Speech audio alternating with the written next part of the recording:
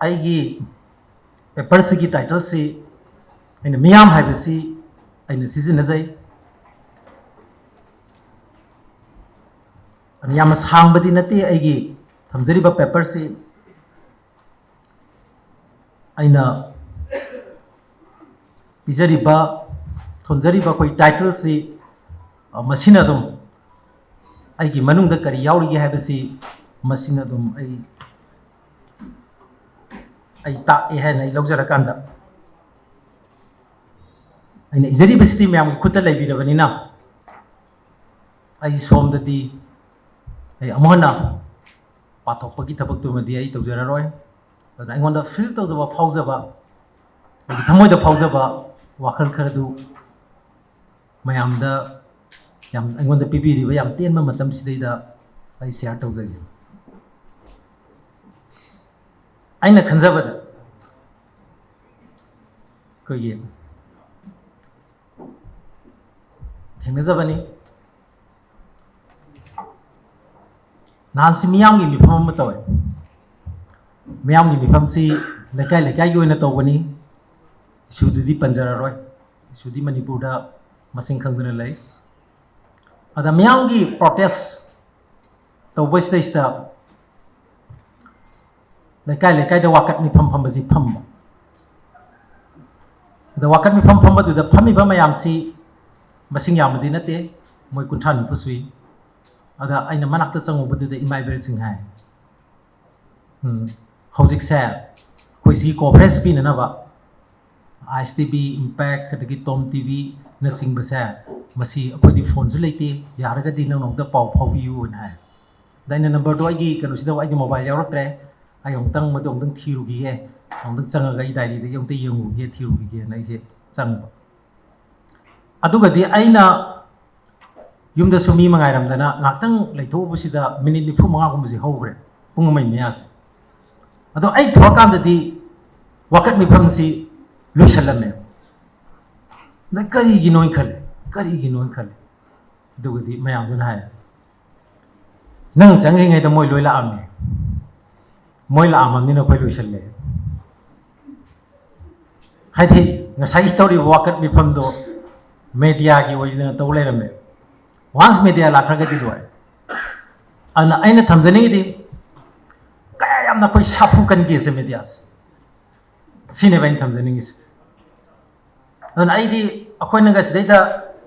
izariba mate khara koni thamjariba taptagi amasung magi sai maramda thamjariba wafam khrasi ngasi akoi khumdi mangna koi kai thamjariba tapta masamna seminar gi akoi paper singsi isai oina saktok piragadi maduna henai di effective oi dong mal akoina pa banatra akoina iba matam so habira ba akoina zawani bibiriba seminar paper se masi isai oina saktok kadori ne mandi mayamsi कोई function खंगदे अमा खंगदे तो मतम सिदा इसै अमा लीला अमा अदगी करिगुंबा entertainment की programme अमा याउद्रगदी होजिक मणिपुर मसी यो हेता ngamde अदुना मफम खुदिमता खोजि मीटिंग से फनयाम ngangnare फनयाम सु ngange mayam सु फजन ताई नुवाइना सु ताई करिगुम मतम द खुबा फजन खुबस यावी नुवाइ हाबिरा पस यावी अदुगो मीटिंग से लोरा कांदा मिफम से लोरा कांदा दी सनम दाइ ददी वायम हायरमे याम नुवाइतबा वायम हाँ मैसिना याम नुआई ओजा हाई ngambi या नुआई गरे अन हाय अदुगा चलमदाइ दि ओजा दि ओजगे खंगदेना तौदु जे मको लोइ खोला चखि खंगदेना तौदु छि अतक मत या म्यूजिक मणिपुर अदे कोइ उनबा मतम सिदा नमिसि हाउ आर यू कायना कोइ होय मपान दai nei अदु कैनो गी दि कोइ जापान की प्राइम मिनिस्टर नदी कोइ हान की बराक कोइ ओबामा दा हाउ आर यू ना हाय गदु दा हु आर यू ना हाय रोयना अमसि लेखरे खौ अदा आइसे मिसेल की नुपानी हादुदा मी टू इन खुंजलुइना इजुनेना हादि हावर मा फाइन हारकनी अदुसि नसु अदुम मी टू इन हाजलुइना हायना माजु मी टू हाजलुइना अदि प्रॉब्लम से लेबि यो अदा आइना थमजनिंग दि सिगी कोइगे ngangbasi lising ngangbadagidi lising ngangbadagidi kogi isai amana isai effective oiba isai umkhangna mi lising mi million kya ki thamoi sumat panga mesa sine ba in thamjani aduna ngasi manipurda zik tapta na habi bidu sunga sayawe hek isai ikon kon bagi mane sapai isai stida samdai zaman hai manipurda luk masing khangdre na habi stida aina aingon da su feel tawse masi aingon decide tawe hek harappaga aduna haina balai manipurda luk masing thiwe na chatkiba mi dudi halaktre thom chat thiba masing thiba chatkiba nupa dudi report puraga lae manipur dudi numi khudingi hangalaktana arum nangre aduna asuk yamna organization masing leraba asuk yamna gyan taba masing leraba manipur sida pikraba manipur yang gidaba miyang lebes sida ngasi issue amada waroisin akoi lotion mangamdana kari ginoisi asu ba kar lere yodre ba koi pause adu tapta ki sei manadi sam sam ba sei mana mi gi thamoi di joi to ngame heart jau bangame ada magi isai khudi maksa magi thamoi digi salak pani na ngasa hebi riduni mangonda koi aiba mek dari puthoga sakpasa masi u de bangta dari mang thamaga di magi sai be sai si khanau dai ne dum khange thamoi yodre si khange thamoi digi salak pani na ting ting long pale do kya yauna palagi bo magi sai si kyam sathi na palagi bo koi magi mana kayuma ta mana haing madi haiba ngamani na mana haibasi wangang da ba mising wadi ngang da ba imungda yumda ga sum leijaba hai ya haing ba ado mana isai gi through da di mana isai du ngang ba su haitram ne ke dorge ta mai isai je ta thai mobile lekai ta koi khanare lekai si da ya khanar pase magi isai koi su mana ilo ilo da sakhi ba isai do amana haiba amana ta de kai to je ta salak ba tumi tumi legi ga sum jaw ya aduna masi koi magi isai je kyam powerful oye si yum da bokta masi magi isai khudang sida khanaba khama bo yawre adugi chang si yawkhre adagi tapta sai su khalin oza dharmi zo sa hebi rum ko tapta si hojik tapta lai hai se matamam di angang ji kapale pemni ki rim ne ba thak thak tana mama pa to konsalim ne ada hojik di tapta lai di kadai ga no jen thor ko doi ne hadi tapta si okta sahi sa kya kogi angang thiam de sinai ba tapta si okta tapta thorok padagi mathong makha ong thokrim ne adagi thak to ngam krim ne hadi magi sigi influence aduna aidi ngasigi tapta si anuba tapta mo sum heningi ngasigi tapta si mayam loi khambire mangonda khogi tapta mau praman pibya bagi thaki wa amada haiket kreba adu masa yawuri na idi khoidi khara ge khogi tapta masa su yaringe khogi kari haini masu critical thinking laiba minina maruena khogi social protest atau political protest magi di ayam protest na tani magi sei singje adu akoi su kai matam da dum protest tawga lapan aduna akoi samak to su feel dum tawe adu akoi na thamningi ba wasi magi through da thamaga di khena miyam jawni ko adu rega di afaba akoi su kupna khalakanda khanme aba khalakanda magi through da magi isai gi kutang da pirboy di manipur se khongba da yam matam loro ena khale aduna tapta gi through da manipur khongba yawgi yamna chawba gunma yawri se akoi na exploit tawse ai masim hajani isam chambada koi phoning program amada suma hai phoning program hai ga good morning like chatan ka ore aduda listeners duna suma hai re ba ai si mafam sidagi ni adu akoi gi lambel se masi pot horse atuki matik masing amna leiba masing si yaman gidra kamai toroge da masde accident thokna siba mi masing si apa pangna sire angang siba yawre an sokpa yawre mapan sigi sunaba mayam si yawre yam nuai tre adu masi sakana su masi khangan ni masi oda sem na ba akoi radio gi thuda haijeri na ba adu nga sagi papom leiba akoi yar gi kanu sire kama yam nuai jare koi uzik habirak pasi yam nuai jare adu gi koi sem tin tamini jare sem tok thajale mai papom du sei no ki ada ai khale masa salaka do isi tapta or ma adu gi ma soi na har ka do male hadi thom mai chang masinga porhol masinga polo masing hele ga na mai sei diga adu hapa ka do male adu hojigi sei du di adu thamoi kai bagi nusi bagi adagi nusi bi kai na re du bagi pat hore du ma ta ngai re sei adu porhol men bagi thabak to thamoi kai bagi thamoi khoi ke lo bagi adu ba ke lo ba laina ba adum do loi chat khare an art not only for art's sake but also for people's sake mase pithvi khwadi maming leiba aduga chawraba masing yamgraba mas khut na thekpada paba ngamdarba mising khwadi yamna leiba dumba China gi hero ojiba mausi tu na hare mine art not only for art's sake, also for people's sake. Miyam da hukana draba nangi sei to nangi thamoi kai bagi nangi manja natraga nangi kano kai ni bagi du khaki na tab samaji hong da lebaksi hong da on por matam da maduna art amasung magi sei na logo da ba thodang se ma yam phajana harame adna madugi chap chaba magundu tapta da yawbani na sai oja dharmi na engu du form torame aduga sigi pause la ba invitation plek matam da haeba tapta masada loi yawba gulamani si pos mangda mu kai ne doino hadi naina ningai oidraba mi ma dum oire mamdi angang amada ai ngasi hange tapta kana loina khange loina khangbase tapta khangbada samaj yawe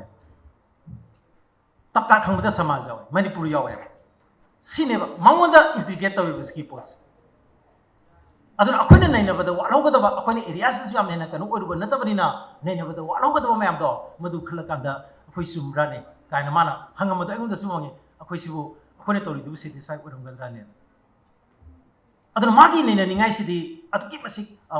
masing si khangda dum leiba haita adagi nomasu ai khal tapta ning singa pase samaji kari umba problem thoba adu tapta se dum ningsangi noma university dagi gari ma yam kan thore nupi ni thore isi yamnasu mana seliba dress yam tang bani khali koi maitai gi yam tang ba kari no imam di loina khangde phigi gum bagi mong da hai gadra dumakti uidabadi hai asu chapchani di khangde moirang phi hai gadra madu tilaga phajana masi koi gi lak pani ado kawama pa sayo pasidati masi hekta mami manase sungho ga masi kanna ta hai ga thro pasida ko ma pas accident si thoe ada accident si thok pasida mayam si chenjele kai to jan non adu ga di mana hai ba sang kan non nang sui do khoi yeng dum tra ne hai esa kam kram chang pa yawa ada madi accident ani thok ba jane ada masi en khali hai adu ga di masi ko gi health center anak pa health center pu na phawra na trang sulap tu lek tu pu gra hai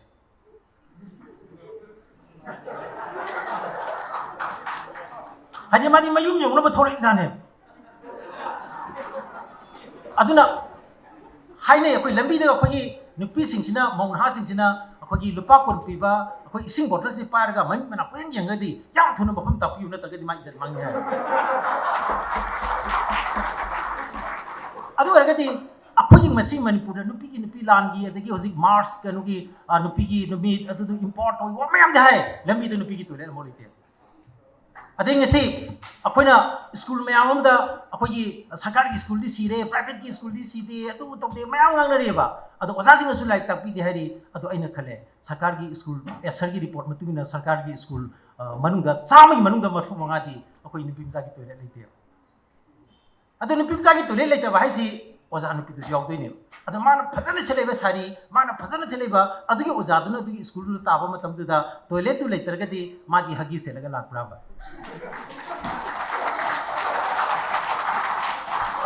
adu masi question amane adu school ma thodok se ningjang pa khudingi ai di tapta ningjange aduna tapta si society se magi sei tar ga su maningjang ba adagi samaj kanum thora ga su ma ta ningjang ba adu masi gi magun se mon da yaw ba sine yamna maru ori adagi akoina yengjaba matamda bangi matang do romana khairak pase masi ga sai oja dabi na su prambira me bangi matang da harak pam matamda sumana haibasi kano oi ai ya masi bangi habirak nai ban lom da di yam hin iseven ado amusu khalle hojiti ban si numinini ban kong matamda yaringe nungdang ya hondre nungdang ban yaw ya di kangsi kinge ahin thinga ba pung baro si da the kangsi si kinge ban numiram da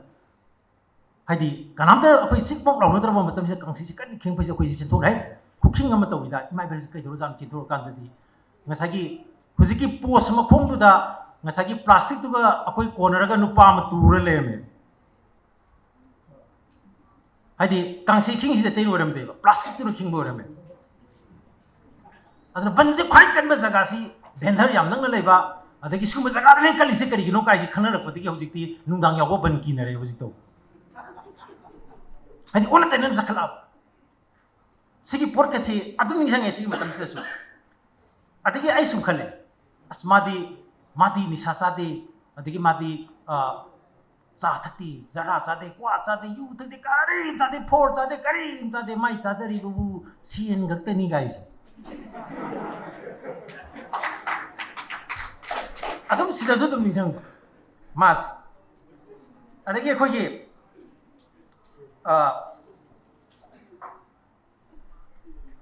मागी सैसिंगसिदा आइना सुम ताजरा कानसिदैदा आइंगोंदा feel तौजबा आइंगोंदा याम चाउ feel तौजबसे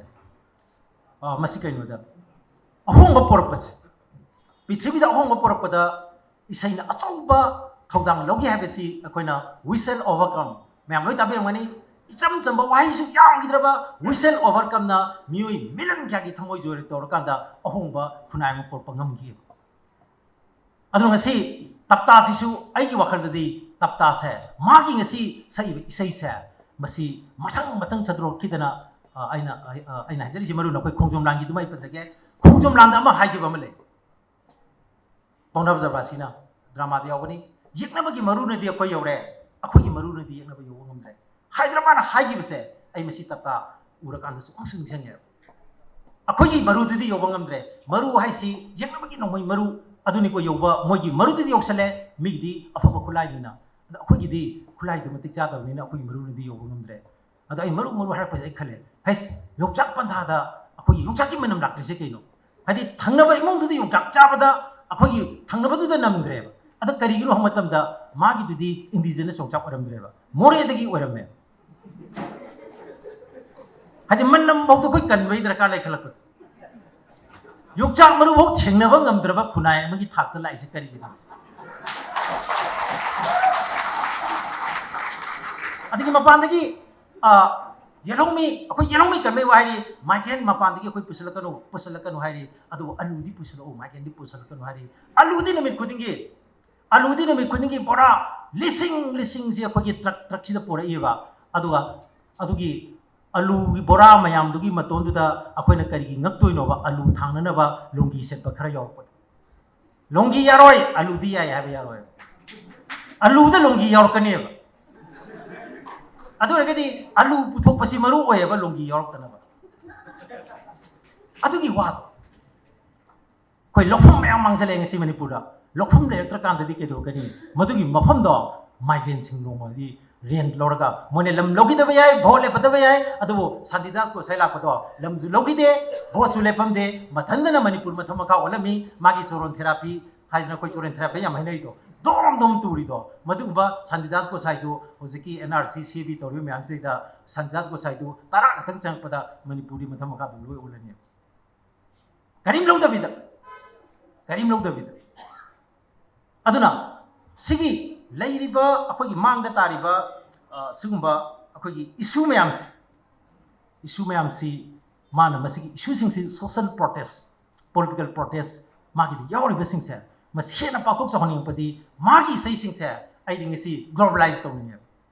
मीगी सैना अखोई योरक्सनो अखोगी सैसिना अखोगी सिंगिनदी अखोगी वांग Malan बंगमद्रे अखोगी नाहौरगी कोक्तदी लसाबी सिंगी कोक्ता अदगी अहनगी कोक्तदी ngसागी हेना ददी अखोई Coke योरे the होइदि योगंगमद्रे अदुना मागी इसैसिदा आइना मकसु appeal तौजन मन करिगी whistle overcome ना ngasi पृथ्वीगी lakh lump मयाम से लांथोरक्तना ngasi अखोगी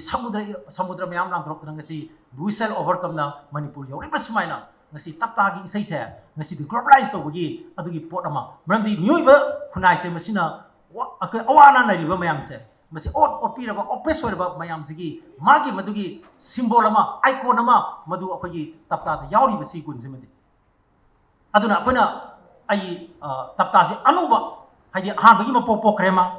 अदुना Anubha मपो अमा आइना पहनजनिंग बसे मसी केनोदा अखोगी सैदिंग से लतामगे सुनसे अखोगी सै मणिपुरी सै जता लतामगे सुनसे अदो अंगांग अमा हदा कुई द्रिंगदा सही 30 दे सुरिबा अंगांग मना इसै अखोगी लोन चामगा नि सै सै लोन चामगा नि अदो मासी रेकॉर्ड ले अदो अखोगी मणिपुरी फावरबा मगुनदना अखोगी मगुनगा कनुगा था मतम मगुन मतम जुपदे हेलबा मयामसिना अखोगी लोन जिक नतना अतोपा ngasi नागागी मरोंदा कुकी की मरोंदा तोन बलेबा डायलेक्ट सिंगदा नत्रगना अखोगी से खितंग लांथोखरगना आसामी नत्रगना बेंगोली सिगी लोन जा सरपा मतम दसु अखोइना मागी मफा मी थमोइसु जोइ तोबा दुंगमने मरमदि इसै has no religion mai boundary leite aduna ngasi tapta gi isai ukhulda tapta gi isai churachampurda tapta gi isai akhoi tamelongda madugi numit ama ai yam thun lehenninge haidi imphal lagi akhoi ngasi organization sing loop sing su kai matam da koina haiba akhoi ngasi ngangi ba wase imphal di ngamba yaba ukhulda di ngamba yadaba senapati di ngamba yadaba aduga churachampurda di ngamba yadaba aduga makhal gi wase adai mok churachampurda ngamba wa senapati de wa ngamba wa do ngasi imphal da ngamba yadrise masi kari digi no akhoi world do yam nakna khatoi de adai dani koi uza thamri sung sai pabirami tapta gi isai isai da akhoi Manipur pumbagi lairiba sida taminariba toan ton madale ngangiba toan ton itini group sing sidasu punamaki oiba adumba isai ngasidi adugi mayona ma anoba mayona ma madu lakpagi matamama yam tarai fedrese engoda sum feel tose adenge sa hebirami koi nupi gi matangse maruna koi tapta gi sei hargadi maruna nupa koi narol sing nupa maruna koi nupa sing sidi tapta hargadi nupa sing sidi fast priority si tapta nupa khuding masi yam mai tab ada hozik manipur nupi sing mayokta chatharak ba crime ji automatic helak pasina man moiduna ngasidi kogi nupi singi magi import on na bagi matang dasu kogi tata dagi thorokpa wai amana tata dagi thorokpa isei bana magi leiba pusigi ohoma pusi mongoma lakum ta mana soba daite si lorka dori banina makogi ju khalakanda ai makogi su address tong problem si address tong kono tata gi sina soba ro longni ne dikhale adu tapta gi ngasai habi bra kaino khangde aina karom ta tajabda tapta gi isa si mangani ai sumra adum dai khangdre mangani ai sumni ko sin gram matam sida anga manga ga le mi yam phai ni akhoi di yamsu mayam gi sum khanga sum yawring de yam thiengna tawdna hojiti tumam dai da palo baina tawdna hoji anga do pisak pikna sum leire aduna mina aingonda hangbada pakhum ji khumam khangtra bane aduna hoji pressure cooker yam kan kami matam bane aduna sige ai lo sin yara kadi kan tension jino pa lamdi phajari adu nuai matam gi aduna aina lo sin jarakpada aina thamjaning besi tapta si anuba mapok ama akhoi mayam gi mateng ga loina na manbi tapta da phori wakal ji samaj degi lakko wakal du mon fawani environment sin mon piba wakal du mana ko isai wena puthor pugi wani adu magi mayak singda magi isai da magi suda ko yauri ba khudi maksi Lemaka Meeyamga Mari Lenava Adu Magi Saidi not only for music sec but for people sec Hyper Posi Yawanina Nasidi Tapta se Kogi Manipur Meeyam Pumbagi Itini community Pumbagi Adu Northeast people Pumbagi Adu Tapta ma Wahina Bahona Bai se Akoi Kutalai Madugi Yumham Dani Aina Nasi Tamjariba Meeyamgi Sheisakpa Tata Hai se Meeyam se Maitei Ghatti Meeyam Nateva Nagagi Meeyam Nate Kuki gi Meeyam Nateva Sigi Meeyam Aina Min Tokjari Meeyam se Maruena Manipur gi the like Kundariba indigenous particularly ko yeromi khudimaki adu awang pukta tariba ko maruena ko yeromi khudimaki adu praja adu miyam do madugi taptani haibado madugi anuba mapuk la mo ko polak pasida adu tapta mo hensi madu ko khudimna monda ko kari hai angam bathak ta ko monda mating pansi aduna new tata anuba khanagi tapta tudi punamaki tapta oi he ko punamaki tapta oi re adu ngasidi akogi proof se sidiki wang mada awang lompoki Meeyamgi opine bibigi awaga sething khangiba pattana laraba aduma Meeyam dibisi oisi adu irolo bada ina wahai tang harga lusinjage aina taptagi seigi mata akogi magi masamakta ina nenejabada yamen mon changjadri se kai gino hai matamda irabo number harmi September thani irabo number harmi kari harmi nangna bhagavan magi manak be khalaba adu waragadi nangna mandir da bhagavan sulai leramoy aduga masjid da nangi aladu leramoy church ta chalaga nangi Jesus Christ pangoy nangna phangadabadi pattana laraba magi ne haida tungda hanni yengbada masagi mamidagi hena leitraba pattana laraba pijet fikai setpa adugumba awaba Meeyam do makhogi marakta thabak to makhogi voice to haidi voiceless people Meeyam do upai lejadraba makoi wakat tabi drama adu singi voice to madu pukan bhana bada nangi thadanglo adu regadi makoi gi manakta bhagwan nei ni haibado madu mai tapta na to wen khali aduna tapta nei na bahai basa ngasi pattana lairaba Meeyam opi ne bidaba adu Meeyam gi damakta koi thabak tawjariba natraga na koi to gi khan basa masina tapta gi manak yor bene ne khanbiyu adu ai ne thamjariba khara sa masina ngasi gi ti ai pembi waisaraga ai sai thank you